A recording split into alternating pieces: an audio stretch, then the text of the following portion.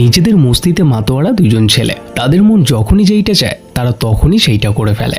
একসময় তারা দুজন চলে যায় পুলিশ ট্রেনিং করতে, এবং তারা যখন পুলিশ ট্রেনিং করতে যায় তখন তাদের সাথে হতে থাকে একের পর এক মজার ঘটনা। কিন্তু পরবর্তীতে এই বোকা দুই বন্ধুর কাঁধে দায়িত্ব আসে বড় একটা গ্যাংকে ধরার, আর তারপর থেকেই হতে থাকে তাদের সাথে এক রহস্যজনক ঘটনা। তো বলছিলাম অ্যামেজিং একটা কোরিয়ান মুভির কথা, যে মুভিটার প্রতিটা সিনে আপনার কৌতূহল অনেক বাড়িয়ে তুলবে। তো চলুন দেখে নেওয়া যাক। কাহিনীর শুরু হয় কোরিয়ার একটি পুলিশ একাডেমিকে দেখিয়ে, যেখানে অনেকগুলো ছেলে একসাথে পুলিশ ট্রেনিং করতে এসেছে। আর এই ট্রেনিংটা ছিল মূলত 4 বছরের। আর এখানেই আমাদের মুভির মেইন ক্যারেক্টার জুন আর কংকে দেখা যায়।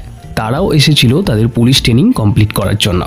আর এখানে দেখা যায় জুনের মা ওনার ছেলেকে ট্রেনিং সেন্টারে ছাড়তে এসেছে, আর তিনি তার ছেলেকে নিয়ে অনেক চিন্তিত, কারণ ওনার ছেলে প্রথমবার বাড়ির বাইরে এসেছে। জুন তখন তার মাকে জড়িয়ে ধরে চিন্তা না করতে বলে তার মাকে বিদায় জানিয়ে ভিতরে চলে যায়। আর এই দিকে দেখা যায় কং নামের যেই ছেলেটা ট্রেনিং করতে এসেছিল তাকেও তার বাবা ট্রেনিং সেন্টারে ছাড়তে এসেছে। কংও তার বাবাকে চিন্তা না করতে বলে তার বাবাকে বিদায় জানিয়ে ভিতরে চলে যায়। আর এইভাবেই সমস্ত ছেলেরা তাদের বাবা মায়েদেরকে বিদায় জানিয়ে ভিতরে চলে যায়। এরপরেই দেখা যায় পুলিশ একাডেমির ভিতরে নিয়ম অনুসারে সমস্ত ছেলেদের চুল কেটে ছোট করা হচ্ছিল। আর সেখানে যখনই জুনের পালা আসে চুল কাটার, তখন জুন সেই অফিসারকে বলে আমার চুল খুব বেশি ছোট করবেন না, কারণ আমার চুল বাড়তে অনেক সময় লাগে। কিন্তু সেই অফিসার জুনের কোনো কথায় পাত্তা না দিয়েই তিনি তার মতন করে চুল কেটে ছোট করতে থাকে। আর তখনই জুনের সামনে দাঁড়িয়ে থাকা কং তার চুল কাটা দেখে হাসতে থাকে। জুন তখন কংয়ের হাসি দেখে তাকে বলে তুই চিন্তা করিস না, এরপর তোর পালাই আসছে। জুনের চুল কাটা কমপ্লিট হওয়ার পর কং চলে আসে তার চুল কাটাতে। আর সে সেখানে এসেই সেই অফিসারকে বলে আপনি এটা ভালো করে পরিষ্কার করেছেন তো, কারণ এটা ঠিক করে পরিষ্কার না করলে আমার আবার ইনফেকশন হতে পারে। অফিসার কংয়ের কোনো কথায় পাত্তা না দিয়েই ট্রিমারটি ধরেই কংয়ের মাথায় চালিয়ে দেয়, যার কারণে অন্যদের তুলনায় কংয়ের চুল আরও একটু বেশি ছোট হয়ে যায়। এরপর একাডেমির ভিতরে অফিসার ইয়ংকে দেখানো হয়, এবং তিনি সবাইকে বলতে থাকে তোমাদের পুলিশ ট্রেনিং কমপ্লিট করার সময়সীমা হলো 4 বছর, কিন্তু তার আগে তোমাদের 1 সপ্তাহের একটা ট্রেনিং নেওয়া হবে। আর এই 1 সপ্তাহের ট্রেনিংয়ে তোমাদের শারীরিক এবং মানসিক দক্ষতা যাচাই করা হবে, কারণ গতবার ট্রেনিং চলাকালীন 100 জনের মধ্যে 6 জন পালিয়ে বাড়ি চলে গেছিল। আর এই 1 সপ্তাহের ট্রেনিং যদি তোমরা কমপ্লিট করতে পারো তাহলে তোমাদের অ্যাডমিশন 100% কমপ্লিট হবে। এরপর সমস্ত ছেলেরা ভিতরে চলে যায়, আর সেখানেই একটা ছেলেকে দেখানো হয় যার নাম জেহো। আর জেহো সবাইকে বলতে থাকে আমার বাবা বড় একজন পুলিশ অফিসার, আর আমিও ওনার মতন একজন বড় পুলিশ অফিসার হয়ে দেশের জন্য কাজ করতে চাই। তখন সে জুনকে দেখে তাকে জিজ্ঞাসা করে তুই কেন এখানে এসেছিস, কিন্তু জুন তার কথার কোনো সঠিকভাবে উত্তর দিতে পারে না, কারণ জুনের পারিবারিক অবস্থা আর্থিক দিক দিয়ে অনেক খারাপ ছিল, তাই সে মূলত টাকার জন্যই পুলিশে জয়েন করতে এসেছে। তখন জেহো তাকে বলে তোমাদের মধ্যে অর্ধেক ছেলেরাই এখানে টাইম পাস করার জন্য এসেছে। আর তখনই সমস্ত ছেলেদের উদ্দেশ্যে মাইকে অ্যানাউন্সমেন্ট করা হয় সমস্ত ছেলেদের ফিল্ডে যাওয়ার জন্য। তখন সবাই তাড়াহুড়ো করে ফিল্ডে যায়। এরপর তাদের সবাইকে বিভিন্ন ধরনের শারীরিক ব্যায়াম করানো হয়। আর এরপর থেকেই তাদের প্রতিদিন ভোরবেলা ঘুম থেকে জাগিয়ে দিয়ে প্রত্যেক দিন ভোরবেলায় তাদেরকে দিয়ে বিভিন্ন ধরনের শারীরিক ব্যায়াম করানো হতো। এরপর একদিন দেখা যায় দুপুরে খাবার নেওয়ার সময় সবাই লাইনে দাঁড়িয়ে খাবার নিচ্ছিল, আর নিয়ম অনুযায়ী সেখানে সবাইকে ভাতের সাথে 2টো সসেজ দেওয়া হচ্ছিল। কিন্তু জুন যখনই সেখানে খাবার নিতে যায় সে অফিসারকে বলে তাকে আরও 2টো সসেজ দেবার কথা। জুন সেই অফিসারকে বলে এতগুলো ভাতের সাথে মাত্র 2টো সসেজ দিচ্ছেন, এতগুলো ভাতের সাথে 2টো সসেজ দিয়ে কি করে খাওয়া যায়। তখন সেই অফিসার তাকে বলে এতগুলো ভাতের সাথে যদি 2টো সসেজ দিয়ে খাওয়া না যায় তাহলে তুমি ভাত কমিয়ে নাও। আর এটা শোনার পর জুন কথা না বাড়িয়ে সেখান থেকে চলে আসে আর খাবারের টেবিলে গিয়ে বসে পড়ে। আর তার সামনেই কং খাবার খেতে বসেছিল। জুন তখন দেখে যে কংয়ের খাবার খাওয়া হয়ে গেছে, কিন্তু তার প্লেটে 2টো সসেজ রয়ে গেছে। আর এটা দেখে জুন কংকে বলে তুই সসেজ খাস না। কং তখন তাকে বলে যে এর মধ্যে অনেক পরিমাণে সোডিয়াম থাকে আর এটা স্বাস্থ্যের পক্ষে ক্ষতিকর, তাই আমি সসেজ খাই না। জুন তখন কংয়ের প্লেটের সসেজ 2টো নিয়ে তাকে বলে তাহলে আমি এই 2টো খেয়ে নিই। কং তখন জুনের মজা উড়িয়ে বলে খা, ভালো করে খেয়ে নে। কিন্তু জুন তার কোনো কথার পাত্তা না দিয়েই মজা করে সসেজ 2টো খেতে থাকে। এরপর থেকেই তারা দুজন দুজনের মজা ওড়াতে থাকতো। কং কিছু থেকে কিছু হলেই জুনকে মিডিল ফিঙ্গার দেখিয়ে দিত। জুনও কংকে মনে মনে ফিসফিস করে গালাগাল করতে থাকতো। আর এইভাবেই বিভিন্ন ধরনের ট্রেনিং কমপ্লিট হবার পর 2 সপ্তাহের ট্রেনিংয়ের শেষ দিন চলে আসে। আর তখন সেখানে ট্রেনিংয়ের ম্যাডাম তাদেরকে বলে আজকে তোমাদের একটা পাহাড়ের উপরে দৌড়ে যেতে হবে, আর সেখানে গিয়ে আবার সেই পাহাড়ের থেকে দৌড়ে ফিরে আসতে হবে, সেটা একটা নির্দিষ্ট সময়ের মধ্যে। আর যারা এই রানে ফেল করবে তাদের ইউনিভার্সিটিতে অ্যাডমিশন দেওয়া হবে না। এরপর তাদের সবার রান শুরু করা হয়। আর সবাই পাহাড়ের উপরে উঠে আবার পাহাড় থেকে নিচে নেমে আসছিল। পাহাড় থেকে নিচে নামার সময় কং হোঁচট খেয়ে পড়ে যায়, যার কারণে তার পায়ে প্রচণ্ড পরিমাণে আঘাত লাগে এবং আঘাত লাগার কারণে সে আর দৌড়াতে পারছিল না। তখন সে একে একে সবার কাছে হেল্প চাইতে থাকে, কিন্তু কেউ যদি তাকে হেল্প করতে যেত সে নির্দিষ্ট সময়ের মধ্যে সেখানে পৌঁছতে পারবে না, তাই তাকে কেউ হেল্প করছিল না। আর তখনই সেখানে জুন চলে আসে। কং তখন জুনের কাছে হেল্প চায়। জুন তখন তাকে বলে, আমি যদি তোকে এখন হেল্প করতে চাই তাহলে আমি নির্দিষ্ট সময়ের মধ্যে পৌঁছাতে পারবো না, তাই আমাকে ক্ষমা কর ভাই, আমি তোকে হেল্প করতে পারবো না। এটা বলে জুন তখন চলে যাচ্ছিল। কং তখন তাকে বলে, আগের দিন আমি তোকে সসেজ দুটো খেতে দিয়েছিলাম, সেটা তুই ভুলে গেছিস? জুন তখন বলে, তুই আমাকে সসেজ দুটোর খোঁটা দিচ্ছিস, যেই সসেজ দুটো তুই এমনিতেই ফেলে দিতি। কং তখন জুনের পা জাপটে ধরে তাকে বলে, আমাকে হেল্প কর ভাই, আমার অ্যাডমিশন নেওয়াটা খুবই জরুরি, আর তুই যদি আমাকে হেল্প করিস তাহলে এরপর থেকে প্রত্যেক দিন আমার সসেজ দুটো আমি তোকে দিয়ে দেবো। আর আমার বাবার চিকেনের দোকান আছে, তাই তুই যদি আজকে আমাকে হেল্প করিস আমি তোকে চিকেন খাওয়াতে নিয়ে যাব। এটা শুনে জুন বলে, সত্যি বলছিস? তাহলে চল, আমি তোকে সাথে করেই নিয়ে যাব। এরপর জুন কংকে পিঠের উপর নিয়ে যেতে থাকে। অন্যদিকে দেখা যায় সমস্ত ছেলেরা সময়ের মধ্যে একাডেমির ভিতরে চলে আসে, কিন্তু জুন আর কং তখনও ফেরেনি। আর এই দিকে জুন কংকে পিঠের উপর নিয়ে আস্তে আস্তে একাডেমির দিকে যাচ্ছিল। আর তারা দুজন যেতে যেতে বুঝতে পারে তাদের যেই নির্দিষ্ট সময়ের মধ্যে পৌঁছানোর কথা ছিল সেই সময় অলরেডি শেষ হয়ে গেছে, এবং কিছু সময় বাদে তারা দুজন একাডেমির ভিতরে চলে আসে। তখন তাদের ম্যাডাম তাদেরকে জিজ্ঞেস করে, তোমাদের এত বেশি সময় কেন লাগলো? কং তখন জোরে জোরে ম্যাডামকে বলতে থাকে, পাহাড় থেকে নেমে আসার সময় আমি হোঁচট খেয়ে পড়ে যাই, যার কারণে আমার পায়ে অনেক আঘাত লাগে। জুন আমাকে তার পিঠে করে আমাকে এই পর্যন্ত নিয়ে এসেছে, আর সে বলে, আমরা পুরোপুরি ফিট ম্যাম, আমাদেরকে অ্যাডমিশন দিন। তখন সেই ম্যাডাম কংকে চুপ করিয়ে বাকি ছেলেদেরকে জিজ্ঞাসা করে, তোমরা কতজন কংকে আঘাত পেয়ে পড়ে যেতে দেখেছো? তখন সেখানে সমস্ত ছেলেরা হাত তুলে বলে তারা সবাই তাকে দেখেছে। ম্যাডাম তখন অনেক রেগে গিয়ে তাদেরকে বলে, আমাদের ফার্স্ট কাজ হলো কেউ যদি বিপদে পড়ে তাকে আগে হেল্প করা, আর তোমরা সবাই এটা দেখেও কেউ কংকে হেল্প করনি, তোমরা নিজেদের ব্যাচমেটকে হেল্প করনি, তাহলে তোমরা পুরো দেশের হেল্প কি করে করবে? এটা বলার পর ম্যাডাম সবাইকে শাস্তি দেয় আর সমস্ত ছেলেদেরকে বলে তারা সবাই আবার রান করবে, আবার পাহাড়ের উপরে গিয়ে আবার তাদেরকে ফিরে আসতে হবে। আর তখন সমস্ত ছেলেরা সেই রান আবার শুরু করে। আর এই সমস্ত কিছু দেখে জুন মুচকি মুচকি হাসতে থাকে। এরপর তারা দুজন ম্যাডামকে জিজ্ঞাসা করতে থাকে যে তারা অ্যাডমিশন পেয়েছে কিনা। তখন ম্যাডাম কিছু না বলেই তাদের দুজনকে স্যালুট দিয়ে চলে যায়। তখন তারা দুজন বুঝতে পেরে যায় যে তারা দুজন আসলেই অ্যাডমিশন পেয়ে গেছে।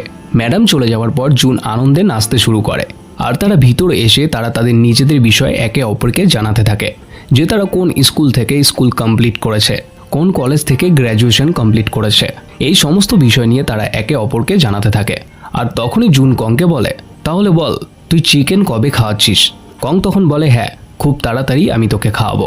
এই সমস্ত কথা হওয়ার পর তারা দুজন দুজনকে বলে, আজ থেকে আমরা দুজন ভালো বন্ধু। এরপর সেখানে সমস্ত স্টুডেন্টদেরকে ইউনিভার্সিটিতে অ্যাডমিশন দেওয়া হয়। আর এখন থেকে তাদের 4 বছরের একটা যাত্রা শুরু।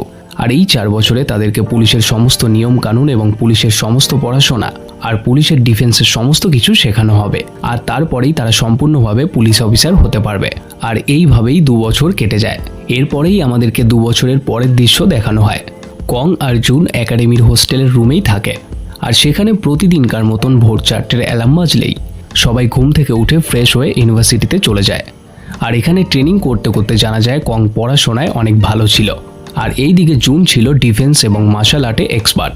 কিন্তু তবুও তাদের দুজনের সেই আগের মতন এক্সাইটমেন্টটা আর নেই। তাদের দুজনেরই এখন এই সমস্ত কিছু বিরক্তকর লাগছিল, কিন্তু তবুও এই দুইজন তাদের মতন করে আনন্দে মেতে থাকতো। একদিন ক্লাসের শেষে জুন আর কং বলা বলি করছিল তারা ক্রিসমাসে কি করবে। কং তখন বলে, আমি প্রতিবারের মতন এইবারও সাইবার ক্যাফে গিয়ে গেম খেলে সেই দিনটা কাটিয়ে দেব। জুন তখন বলে, এই ক্রিসমাস আমি আমার গার্লফ্রেন্ডের সাথে কাটাবো। কং তখন জুনকে বলে, তোর আবার গার্লফ্রেন্ড? এটা শুনেই তো আমার হাসি পাচ্ছে।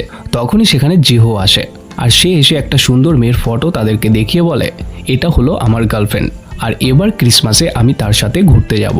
তখন জুন আর কং জেহোকে বলে, তুই এই মেয়েকে কোথা থেকে পটালি, আমাদেরকেও বল ভাই। তখন জেহো বলে, আমার কি মাথায় ডিস্টার্ব আছে নাকি, আমি তোদেরকে কেন বলতে যাব।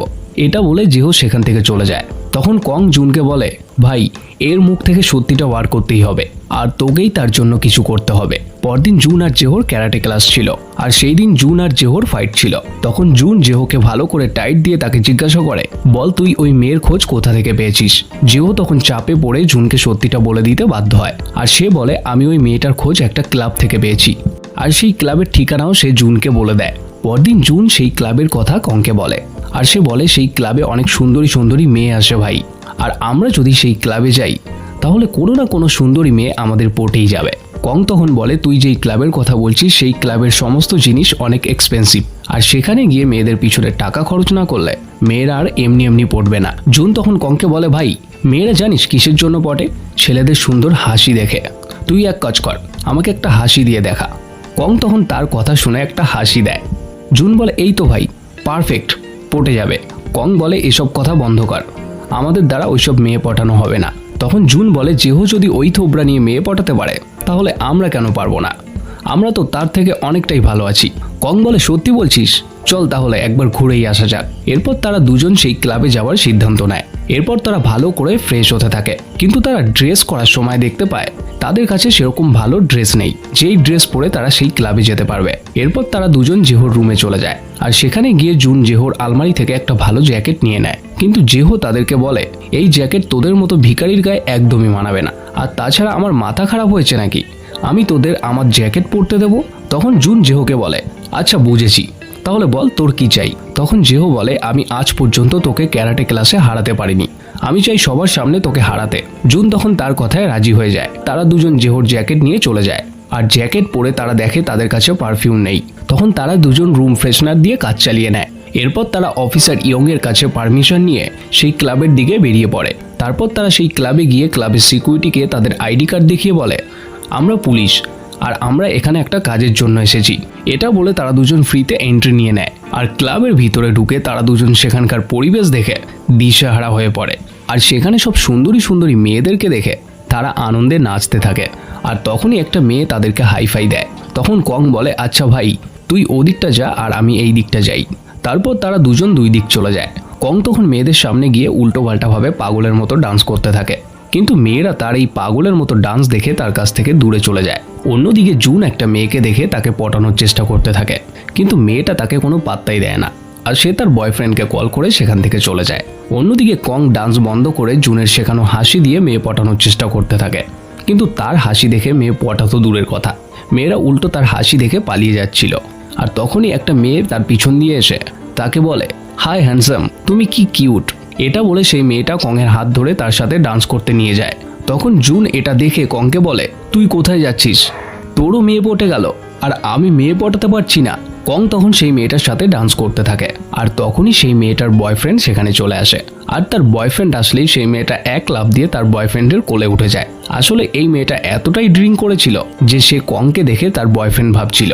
অন্যদিকে জুন আর একটা মেয়েকে পটানোর চেষ্টা করছিল। মেয়েটা প্রায় জুনের প্রতি ইমপ্রেস হয়ে গেছিল, কিন্তু যখনই সে জানতে পারে জুন আসলে পুলিশ অফিসার হতে যাচ্ছে, তখন মেয়েটা জুনকে বলে, তোমার যে স্যালারি হবে সেই দিয়ে আমার এক মাসের খরচা উঠবে না, তাই তোমার কোনো গার্লফ্রেন্ড হবার মানেই হয় না। এটা বলে সেই মেয়েটা সেখান থেকে চলে যায়। মেয়েটার কথা শুনে জুনের অনেক খারাপ লাগে। এরপর সে মন খারাপ করে কিছুক্ষণ দাঁড়িয়ে থাকে। এরপর তারা দুজন একটা রেস্টুরেন্টে চলে যায়, আর সেখানে এসে তারা দুজন ড্রিঙ্ক করতে থাকে। জুন তখন বলে, আমার আর্থিক দিক খারাপ ছিল বলেই আমি পুলিশে জয়েন করেছি, আর সত্যি বলতে আমার এখন এই পুলিশের ট্রেনিং একদমই ভালো লাগছে না। তখন কং বলে, আমারও ভালো লাগছে না এই পুলিশের ট্রেনিং, আমারও বোরিং লাগছে আস্তে আস্তে। এরপর তারা বলে, আমাদের দ্বারা এই মেয়ে পটানো হবে না, চল সাইবার ক্যাফে গিয়ে গেম খেলি। এরপর তারা দুজন সাইবার ক্যাফের দিকে যেতে থাকে, আর তখনই তাদের সাথে একটা মেয়ের দেখা হয়। আর সেই মেয়েটাকে দেখে জুন বলে, ভাই এই মেয়েটাই হয়তো উপরওয়ালা আমাদের জন্য পাঠিয়েছে, না হলে আমরা চলে যাওয়ার সময় এই মেয়েটার সাথে দেখাই বা হলো কেন, এটাই হয়তো আমাদের শেষ সুযোগ। তখন কং বলে, মেয়েটা যদি আমাদের দিকে পিছন ফিরে তাকায় তাহলে ভাববি যে মেয়েটা আমাদের দুজনের মধ্যে কাউকে পছন্দ করেছে। আর তখনই মেয়েটা পিছন ফিরে তাদের দিক একবার তাকায়। তখন তারা দুজন আনন্দে মাতোহারা হয়ে যায়, আর তখন তারা দুজন মেয়েটার পিছনে যেতে থাকে মেয়েটার সাথে কথা বলার জন্য। কিছু দূর যাবার পর কং জুনকে বলে, তুই আমার থেকে অনেক হ্যান্ডসাম, তাই তুই গিয়ে মেয়েটার সাথে কথা বল। এরপর তাদের দুজনের মধ্যে যে মেয়েটার সাথে কথা বলতে যাবে এইটা নিয়ে একটা টাস্ক করতে থাকে তারা। কিন্তু তখনই কিছু লোক গাড়ি নিয়ে এসে সেই মেয়েটার পিছন দিয়ে আঘাত করে মেয়েটাকে গাড়িতে উঠিয়ে কিডন্যাপ করে নিয়ে যেতে থাকে। এটা দেখে তারা দুজন সেই গাড়ির পিছনে দৌড়াতে থাকে। কিছু সময় দৌড়ানোর পর তারা এক সময় সেই গাড়ির সাথে আর দৌড়ে উঠতে পারে না। এরপর তারা পুলিশ হেল্পলাইনে কল করে, কিন্তু তারা গাড়ির নম্বর ঠিক মনে করতে পারছিল না। এরপর তারা দুজন পাশের থানায় গিয়ে কমপ্লেন করার সিদ্ধান্ত নেয়। তারা পাশের থানায় গিয়ে সবটা বলে, কিন্তু সেখানের পুলিশ অফিসার তাদেরকে বলে আজকে আমাদের মন্ত্রীর হাই সিকিউরিটিতে যেতে হবে, তাই সমস্ত পুলিশ ফোর্স আজকে খুবই বিজি আছে। আর বুঝতেই পারছো মন্ত্রীর সিকিউরিটি বলে কথা, আমরা সেখানে না গেলে আমাদের চাকরি থাকবে না। এটা বলে সেই অফিসার সেখান থেকে চলে যায়। এরপর কং আর জুন অনেক চিন্তায় পড়ে যায়। এরপর জুন কংকে বলে ভাই আমাদের দুজনকেই হয়তো কিছু করতে হবে, না হলে ওই মেয়েটার বিপদ বেড়েই যাবে আর পুলিশ আস্তে আস্তে অনেক দেরি হয়ে যাবে। তুই তো অনেক স্মার্ট আর আমি ডিফেন্সেও ভালো, তাই আমরা চেষ্টা করলে হয়তো কিছু করতে পারবো, তাই একটু ভালো করে ভাব কি করা যায়। কং তখন অনেক চিন্তা করে বলে তাহলে চল আমরা সেখানে সেই কিডন্যাপ হওয়া জায়গাতে যাই, সেখানে গিয়ে হয়তো কিছু পেলেও পেতে পারি। এরপর তারা দুইজন সেই কিডন্যাপ হওয়া সেই জায়গাতে যায় আর সেখানে গিয়ে তারা দুইজন সেই মেয়েটার কাছ থেকে পড়ে যাওয়া একটা খাবারের পার্সেল দেখতে পায়। এরপর তারা সেই পার্সেলটা নিয়ে সমস্ত আশেপাশের দোকানে গিয়ে জিজ্ঞাসা করতে থাকে যে এই খাবার তাদের দোকান থেকে কেনা কিনা। এইভাবে খুঁজতে খুঁজতে তারা সেই খাবারের আসল দোকানদারকে পেয়ে যায় আর সেই দোকানদারকে জিজ্ঞাসা করে যে এই খাবারটা যেই মেয়েটা তার দোকান থেকে কিনেছে তাকে তিনি চেনে কিনা। দোকানদার মহিলা সেই মেয়েটাকে চিনতে পারছিল না। তখন তারা সেই মেয়েটার অনেক বর্ণনা দিয়ে বলে যে সেই মেয়েটা কতটা লম্বা ছিল, তার হেয়ার স্টাইল কেমন ছিল এবং সেই মেয়েটা কী কালারের ড্রেস পরেছিল। অবশেষে দোকানদার মহিলা বুঝতে পারে এবং তিনি বলে সেই মেয়েটা প্রায় তার দোকান থেকে একই খাবার কিনে নিয়ে যায়, কিন্তু সে তার অ্যাড্রেস জানে না। কিন্তু সেই মেয়েটা পাশের একটা বিল্ডিংয়ে কাজ করে, সেই বিল্ডিংটা তাদেরকে দেখিয়ে দেয়। এরপর তারা দুজন সেই বিল্ডিংয়ের সামনে যায়, কিন্তু সেই বিল্ডিংয়ে গিয়ে তারা দুজন বুঝতে পারে সেই বিল্ডিংয়ে অবৈধ কিছু কাজ হয়, যেখানে ছেলেদেরকে মেয়েদের কোলে মাথা রেখে তাদের কান পরিষ্কার করা হয়। কিন্তু সেই বিল্ডিংয়ের ভিতরে যদি তারা যায় আর সেখানে যদি তাদেরকে কোনো পুলিশ দেখে ফেলে তাহলে তাদের পুলিশ ট্রেনিংয়ের ইউনিভার্সিটি থেকে তাদেরকে সাসপেন্ড করে দেবে। তখন জুন বলে আমাদের দুজনের মধ্যে একজন ভিতরে যাবে আর একজন বাইরে পাহারা দেবে, যাতে পুলিশ আসলে আমরা টের পেয়ে যাব। আর সিদ্ধান্ত নেওয়া হয় কং ভিতরে যাবে আর জুন বাইরে দাঁড়িয়ে পাহারা দেবে। কং তখন ভিতরে যায় আর কিছু সময় বাদে সেখানে একটা সুন্দরী মেয়ে আসে। এরপর কং সেই মেয়েটার কোলে মাথা রেখে কান পরিষ্কার করতে থাকে। অন্যদিকে জুন পাশের একটা রেস্টুরেন্টে একজনকে খাবার খেতে দেখে লোভ সামলাতে পারে না, সে সেখানে গিয়ে খাবার খেতে থাকে। আর তখনই সেই বিল্ডিংয়ে চেক করার জন্য পুলিশ চলে আসে। পুলিশকে আসতে দেখে জুন কী করবে বুঝতে না পেরে সে পুলিশকে গালাগাল দিয়ে ডাকতে থাকে। তখন সেখানে থাকা দুজন পুলিশ কর্মীর মধ্যে একজন পুলিশ কর্মী তাদের কথায় পাত্তা না দিয়ে ভিতরে যেতে বলে, কিন্তু জুন তখন পুলিশের সামনে এসে আবারও তাকে ঘুষখোর বলে গালাগাল করতে থাকে আর পুলিশগুলো তখন রেগে গিয়ে তাকে তাড়া করতে থাকে। অন্যদিকে কং সুন্দরী মেয়েটাকে দেখে অন্য দুনিয়ায় হারিয়ে যায় আর তখনই তার মনে পড়ে সে একটা কাজের জন্য এখানে এসেছে। তখন সে নিজের গালে চড় মেরে সেই মেয়েটাকে বলে আমি আসলে এখানে কান পরিষ্কার করানোর জন্য আসেনি, আসলে এখানে একটা মেয়ে কাজ করে এবং সে আজকে কিডন্যাপ হয়েছে আর আমি তার ব্যাপারে জানতে এসেছি। তখন ওই কিডন্যাপ হওয়া মেয়েটার পুরো বর্ণনা কং সেই মেয়েটাকে বলে আর সে কংকে তার কথা বলে। তখন সে কংকে বলে যে মেয়েটা কিডন্যাপ হয়েছে তার নাম ইউনজু। এরপর সেই মেয়েটা ইউনজুর অ্যাড্রেস কংকে দেয়। কং অ্যাড্রেস নিয়ে বাইরে বেরিয়ে এসে পুলিশের গাড়ি দেখে ভয়ে আঁতকে ওঠে। তখনই জুন কোথা থেকে দৌড়ে এসে কংকে বলে তাড়াতাড়ি পালিয়ে চল। এরপর তারা সেই মেয়েটার থেকে অ্যাড্রেস নিয়ে সেই অ্যাড্রেসে পৌঁছায় আর সেখানে গিয়ে নক করলে একটা ছেলে ভিতর থেকে উকি মারে। তখন তারা বলে আমরা ইউনজুর খোঁজ করছি। এটা শোনার পরেই সেই ছেলেটা জানালা ভেঙে সেই ঘর থেকে পালিয়ে যায় আর ঘরে থাকা একটা মেয়ে তখন দরজা খুলে দেয়। তারা দুজন ঘরে ঢুকে দেখে সেই ছেলেটা পালিয়ে গেছে। তখন তারা দুজন সেই ঘর থেকে বেরিয়ে দুজন দুই দিকে দৌড়ে চলে যায় আর সেই ছেলেটিকে ধরার জন্য খুঁজতে থাকে। কিছু দূর যাবার পর সেই ছেলেটা কংকে দেখতে পেয়ে কংকে ছুরি দিয়ে অ্যাটাক করতে আসে, কিন্তু কংদেরকে ডিফেন্স ক্লাসে তাদেরকে যেই টেকনিক শিখিয়েছিল সেই টেকনিক ইউজ করে কং তাকে মেরে মাটিতে ফেলে দেয়। আর তখনই সেখানে জুন চলে আসে। এরপর তারা দুজন সেই ছেলেটাকে পিছন দিয়ে মুড়িয়ে ধরে ইউনজুর কথা জিজ্ঞাসা করতে থাকে। তখন সেই ছেলেটা তাদেরকে জানায় আসলে ইউনজু এবং আরও কয়েকটা মেয়ে তারা একসাথে ওই বিল্ডিংয়ে থাকতো, কিন্তু সে ইউনজুকে কিডন্যাপারদের কাছে বিক্রি করে দিয়েছে আর ইউনজু এখন কিডন্যাপারদের কাছেই রয়েছে। তখন তারা সেই কিডন্যাপারদের অ্যাড্রেস জিজ্ঞাসা করে, কিন্তু সেই ছেলেটা কোনো কিছুতেই বলতে চাইছিল না। তখন তারা দুজন সেই ছেলেটার ফোন নিয়ে নেয় আর তার পকেট থেকে কিডন্যাপারদের অ্যাড্রেস পেয়ে যায়। এরপর তারা সেই ছেলেটাকে সেখানে বেঁধে রেখে আবার তারা ইউনজুর বিল্ডিংয়ে যায় আর সেখানে গিয়ে তারা বাকি মেয়েদের কাছে ইউনজুর ব্যাপারে জানতে পারে যে ইউনজুর বাবা অনেক নেশাভান করত এবং নেশাভান করে তাকে অনেক মারধর করত, তাই সে বাড়ি থেকে পালিয়ে এসে এখানে তাদের সাথে থেকে কাজবাজ করত। এরপর তারা সেই মেয়েগুলোকে কিছু খাবার আর টাকা দিয়ে বলে তোমরা এখান থেকে একটা ভালো জায়গায় যাও, আর তারা সেই মেয়েগুলোকে বলে আমরা ইউনজুকে খুব তাড়াতাড়ি ছাড়িয়ে নিয়ে আসব। এরপর তারা দুজন সেই কিডন্যাপারের অ্যাড্রেসের উদ্দেশ্যে বেরিয়ে পড়ে আর সেই ছেলেটার পকেটে পাওয়া ভিজিটিং কার্ডের অ্যাড্রেস ট্যাক্সি ড্রাইভারকে দেখিয়ে সেখানে নিয়ে যেতে বলে। রাস্তায় যেতে যেতে ট্যাক্সি ড্রাইভার তাদেরকে বলে, তোমরা যেই জায়গায় যাচ্ছ সেটা অনেক খারাপ একটা জায়গা, সেখানে পুলিশ কখনোই আসে না। এরপর তারা সেই কার্ডে থাকা অ্যাড্রেসে গিয়ে পৌঁছায়, যেটা ছিল একটা ছোট রেস্টুরেন্ট। আর সেই রেস্টুরেন্টে গিয়ে তারা দেখে কিছু লোকজন বসে ড্রিঙ্ক করছিল। তখন তারা দুজন তাদেরকে দেখে সন্দেহ করতে থাকে যে এরাই হয়তো ইউনজুকে কিডন্যাপ করেছে, কিন্তু তারা দুজন তখনও পুরোপুরি শিওর ছিল না। তখন তারা সেই ছেলেটির পকেটে পাওয়া ফোন বার করে কল লিস্টে থাকা প্রথম নাম্বারে কল করে। আর কল করলেই সেখানে বসে থাকা একটা ছেলের ফোনের রিং বেজে ওঠে। আর ফোনের রিং বাজলেই তারা কলটা কেটে দেয়। তখন জুন আর কং বুঝতে পারে যে এই ছেলেটার সাথেই কিডন্যাপারদের হয়তো কোনো যোগাযোগ আছে। আর তখনই সেই রেস্টুরেন্টে বসে থাকা ছেলেটা ওই নাম্বারে কল করে। আর কল করলেই তাদের কাছে থাকা সেই ছেলেটার ফোনের রিং বেজে ওঠে। আসলে তারা দুজন এখানে আসার পর ফোনটা সাইলেন্ট করতে ভুলে গেছিল। আর তখন সেই ছেলেটা আর তার সাথে থাকা লোকজন তাদের কাছে এসে তাকে জিজ্ঞাসা করে যে তোমরা এই ফোনটা কোথায় পেয়েছো, আর যার ফোন সে এখন কোথায় রয়েছে, এসব বলতে থাকে। আর তাদের দুজনকে মারধর করতে থাকে। তখন কং আর জুন অনেক রেগে গিয়ে তাদেরকেও মারতে থাকে। আর তাদেরকে মারার পর বাকিরা সেখান থেকে পালিয়ে যায়। আর একজনকে তারা দুজন ধরে ইউনজুর কথা জানতে চায়।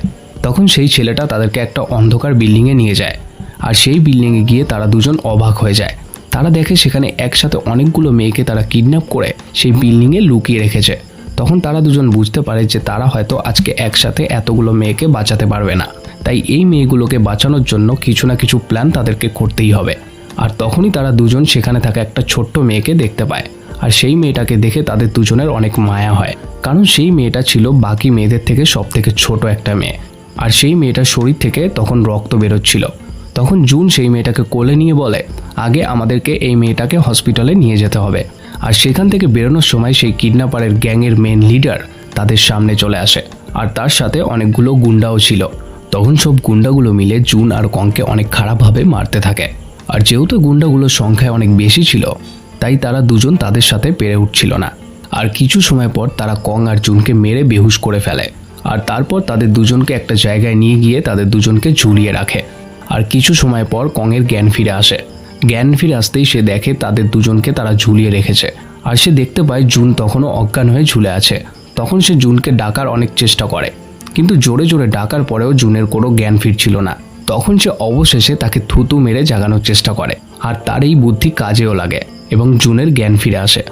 জুনের জ্ঞান ফিরে আসার পর কং জুনকে বলে, আমাদেরকে এখনই এখান থেকে বেরোতে হবে, তাই কিছু না কিছু করতেই হবে। তখন জুন ট্রেনিংয়ের শেখানো কিছু টেকনিক কাজে লাগিয়ে অনেক কষ্টে নিজেকে ছাড়িয়ে ফেলে। আর কংকেও সে ছাড়িয়ে ফেলে। এরপর তারা দুজন যখনই সেখান থেকে বেরোতে যায়, তারা দেখতে পায় সেই রুমের সামনে কিডন্যাপারদের পুরো গ্যাং ঘুমিয়ে রয়েছে। তখন তারা দুজন অনেক সাবধানে আস্তে আস্তে সেই রুম থেকে বেরোতে থাকে। কিন্তু ঠিক তখনই জুনের হাতে থাকা ঘড়িতে অ্যালার্ম বেজে ওঠে। আর অ্যালার্ম বাজতেই সেখানে থাকা গুন্ডাগুলোর ঘুম ভেঙে যায়। কিন্তু তারা ঘুম থেকে উঠতে উঠতে তারা দুজন সেখান থেকে বেরিয়ে পালাতে থাকে। আর গুন্ডাগুলো তাদেরকে তাড়া করতে থাকে। তখন তারা দুজন অনেক ভয় পেয়ে দৌড়াতে দৌড়াতে পাশে থাকা একটা পুলিশ স্টেশনে গিয়ে পৌঁছায়। আর সেখানে গিয়ে তারা পুরো ঘটনা সেই পুলিশ অফিসারকে জানায়। তারা বলে একটা গ্যাং অনেকগুলো মেয়েকে কিডন্যাপ করে রেখেছে, আর সেই গ্যাংয়ের গুন্ডারা তাদেরকে তাড়া করছে। তখন সেখানে থাকা সেই পুলিশ অফিসার তাদের আইডি কার্ড দেখতে চায়। তারা দুজন তখন পুলিশ অফিসারকে বলে তাদের কাছে কোনো আইডি কার্ড নেই, কিন্তু তারাও আসলে পুলিশ, কিন্তু তাদের পুলিশের ট্রেনিং এখনো পুরোপুরি কমপ্লিট হয়নি। তখন সেই পুলিশ অফিসার তাদেরকে বলে আইডি কার্ড ছাড়া আমরা কোনো কমপ্লেন লিখতে পারবো না, কারণ এটা আমাদের নিয়মের বাইরে। তখন জুন সেই পুলিশ অফিসারের উপর অনেক রেগে যায় এবং তাকে উল্টোপাল্টাভাবে বলতে থাকে। আর তাকে ঘুষখোর এবং আরও অনেক ধরনের গালাগালি করতে থাকে। তখন সেই পুলিশ অফিসার তাদেরকে বলে তোমরা যদি এখনই এখান থেকে বেরিয়ে না যাও, তাহলে আমি তোমাদেরকে আমার ইলেকট্রিক গান দিয়ে শক দিয়ে জেলে ভরে দেব। তার এই কথা শোনার পর জুন আরও অনেক রেগে যায় আর সেই পুলিশ অফিসারকে উল্টোপাল্টাভাবে গালাগালি করতে থাকে। তখন সেই পুলিশ অফিসার তাদের দুজনকে ইলেকট্রিক শক দিয়ে দেয় আর তাদেরকে সারা রাত পুলিশ স্টেশনে বেঁধে রেখে দেয়। পরদিন সকালে সেই থানায় একজন সিনিয়র অফিসার আসে, আর এই সিনিয়র অফিসার ছিল অনেক ভালো এবং হনেস্ট একজন অফিসার। এরপর তারা দুজন সেই অফিসারকে যখন পুরো ঘটনাটা খুলে বলে, তখন সেই পুলিশ অফিসার তাদের সাথে সেই জায়গায় যায়। কিন্তু তারা যখন সেই বিল্ডিংয়ে গিয়ে পৌঁছায়, সেখানে গিয়ে তারা কোনো কিছুই দেখতে পায় না। আসলে কাল রাতে জুন আর কং যখন পুলিশ স্টেশনে গিয়েছিল, তখন সেই কিডন্যাপারের গ্যাংয়ের লিডার বুঝতে পেরে যায় যে এই বিল্ডিংয়ে হয়তো পুলিশ আসতে পারে, তাই তারা আগে থেকেই সাবধান হয়ে যায় আর ওই বিল্ডিং থেকে সমস্ত মেয়েদেরকে সরিয়ে ফেলে। তখন সেই পুলিশ অফিসার তাদেরকে বলে আমরা এখানে এসে যখন কোনো কিছুই দেখতে পাইনি, তাহলে এই কেস আমাদেরকে এখানেই বন্ধ করে দেওয়া দরকার, কারণ এমন একটা কেস অনেক বছর আগে আমার কাছে এসেছিল। আর সেই কেসের তদন্ত করতে গিয়ে আমরা জানতে পারি আসলে এই কিডন্যাপাররা এই সমস্ত মেয়েদেরকে কিডন্যাপ করে তাদের গর্ভ ভাড়া দিয়ে থাকে, আর যে সমস্ত ধনী পরিবারের লোকদের সন্তান হয় না তাদের কাছে তারা বিক্রি করে দেয়, কারণ এই কিডন্যাপ হওয়া মেয়েদের দ্বারাই তারা সন্তান লাভ করায়। তখন তারা দুজন সেই পুলিশ অফিসারকে বলে, আপনি এই কেসের ব্যাপারে এত কিছু জানেন, তবুও কেন স্টেপ নিচ্ছেন না? পুলিশ অফিসার তাদেরকে বলে, অনেক বছর আগে আমি এই কেসের তদন্ত করছিলাম আর আমার পুরো টিম অনেক চেষ্টা করেছিল, কিন্তু তবুও আমরা এই গ্যাংকে ধরতে পারিনি। আর যেহেতু তারা এখন এখান থেকে পালিয়ে গিয়েছে, তাই এই কেস আমাদেরকে ভুলে যাওয়াই ভালো। এরপর সেই পুলিশ অফিসার তাদের দুজনকে পুলিশ একাডেমিতে দিয়ে আসে, কিন্তু একাডেমিতে এসে তাদের দুজনের সেই মেয়েগুলোর কথা ভেবে একটুও স্বস্তি হচ্ছিল না। তারা বারবার ভেবেই যাচ্ছিল সেই মেয়েগুলোকে কি করে বাঁচানো যায়। আর তখনই তাদের কাছে জেহো আসে, আর সে এসে বলে, তোমরা দুজন চাইলে কিন্তু সিসিটিভি দেখে সেই কিডন্যাপারদের বার করতে পারো। আর সিসিটিভি ডিপার্টমেন্টে আমাদের পুরনো ম্যাম রয়েছে, যে ম্যাম আমাদেরকে একদম ফার্স্টে ট্রেনিং করিয়েছিল। তখন তারা দুজন সেই ম্যামকে কল করে আর সেই ম্যামকে পুরো ঘটনা খুলে বলে, আর সেই কিডন্যাপারদের গাড়ির নাম্বার তারা ম্যামকে জানায়। এরপর ম্যাম তাদেরকে বলে সিসিটিভির সমস্ত ফুটেজ কালেক্ট করতে 3 দিন সময় লাগবে। এরপর তারা দুজন 3 দিনের জন্য ওয়েট করতে থাকে, আর এই 3 দিন তারা নিজেদের ফিজিক্যালি দিক দিয়ে অনেক ইমপ্রুভ করতে থাকে, যাতে তারা সেই কিডন্যাপারদের গ্যাংদেরকে সহজেই হারাতে পারে। আর এই 3 দিন অনেক কঠোর পরিশ্রম করে তারা, অনেকগুলো মানুষের সাথে একসাথে কি করে ফাইট করতে হয় এটাতে দক্ষ হয়ে যায় তারা। এরপর 3 দিন পর সেই ম্যাম তাদেরকে কল করে বলে, সেই গাড়িটাকে বহুবার দেখা গেছে, আর এই গাড়িটা নিয়েই অনেকগুলো মেয়েকে কিডন্যাপ করা হয়েছে বহুবার, কিন্তু শেষবার এই গাড়িটা দেখা গেছে একটা হসপিটালের সামনে, আর সেই হসপিটালের অ্যাড্রেস তাদেরকে দেওয়া হয়। আর সেখানে যাওয়ার আগে তাদের দুজনকে নিজেদের ডিফেন্স করার জন্য তাদেরকে একটা গান দেওয়া হয়, আর সাথে কিছু অস্ত্র দেওয়া হয়। এরপর তারা দুজন সেই হসপিটালে যেতে থাকে, আর সেই হসপিটালেই মূলত মেয়েদেরকে গর্ভবতী করানো হয়। আর যখনই তারা দুজন সেই হসপিটালে গিয়ে পৌঁছায়, তখন সেই গ্যাংয়ের অনেকগুলো গুন্ডা তাদের সামনে দাঁড়িয়েছিল। তখন সমস্ত গুন্ডারা তাদের দুজনের উপর ঝাঁপিয়ে পড়ে। এরপর কিছু সময় ধরে কং আর জুনের সাথে সেই গুন্ডাগুলোর মারামারি হতে থাকে। তারা দুজন এই কয়দিন অনেক কঠোর পরিশ্রম করেছিল, তাই তারা খুব সহজেই সেই গুন্ডাগুলোকে হারিয়ে দেয়। আর এই গুন্ডাগুলোকে মেরে তারা যখন উপরের ফ্লোরের দিকে যাচ্ছিল, তখন সেই গুন্ডাদের গ্যাংয়ের লিডার তাদের সামনে চলে আসে, আর তার সাথে তাদের দুজনের অনেক সময় ধরে মারামারি চলে। অবশেষে তারা দুজন সেই গ্যাংয়ের লিডারকে মেরে তাকে বেঁধে রেখে হসপিটালের মধ্যে থাকা সমস্ত মেয়েদেরকে তারা দুজন উদ্ধার করে এবং তাদেরকে একটা সেফ জায়গায় নিয়ে যাওয়া হয়। এবং শেষ পর্যন্ত কোনো পুলিশ ফোর্সের সাহায্য ছাড়াই তারা দুজন এত বড় একটা গ্যাংয়ের হাত থেকে এতগুলো মেয়েকে রক্ষা করে ফেলে, যেই কাজটা অনেক বছর ধরে পুলিশ চেষ্টা করেও করতে পারেনি। আর এই খবরটা পুরো দেশে ছড়িয়ে পড়ে। এরপর তাদের দুজনকে তাদের সাহসিকতার জন্য দেশের পক্ষ থেকে অনেক বড় একটা সম্মান দেওয়ার আয়োজন করা হয় এবং তাদেরকে একটা সার্টিফিকেট দেওয়া হয়, যেই সার্টিফিকেটটা ছিল তাদের পুলিশ ট্রেনিং কমপ্লিট হওয়ার পর তারা ডিরেক্ট একজন বড় পুলিশ অফিসারের জায়গা পাবে। পরবর্তী সিনে কিছু বছর পরের একটা দৃশ্য দেখানো হয়, যেখানে জুন আর কং এর পুলিশ ট্রেনিং কমপ্লিট হওয়ার শেষ দিন ছিল। তখনই পুলিশ একাডেমির ভিতরে একটা মেয়ে এসে জুনকে জড়িয়ে ধরে এবং কাঁদতে কাঁদতে থ্যাংক ইউ বলতে থাকে, এবং সেই মেয়েটা বলতে থাকে যে তোমরা দুজন আমার জীবন বাঁচিয়েছো। আসলে এই মেয়েটাই ছিল ইউনজু। এরপর তারা দুজন সেই মেয়েটাকে বলে, তুমি যখন এখানে চলে এসেছো, তাহলে চলো তোমাকে আমাদের পুলিশ একাডেমি ঘুরিয়ে দেখাই। আর এখানেই এই সুন্দর গল্পটা শেষ হয়ে যায়। সো গাইজ, ভিডিও যদি একটুও ভালো লেগে থাকে তাহলে প্লিজ একটা লাইক করে চ্যানেলটিকে সাবস্ক্রাইব করে দিয়ে যেও। আর আমি প্রমিস করছি ভিডিও আপলোড হতে আর দেরি হবে না। দেখা হচ্ছে পরের ভিডিও।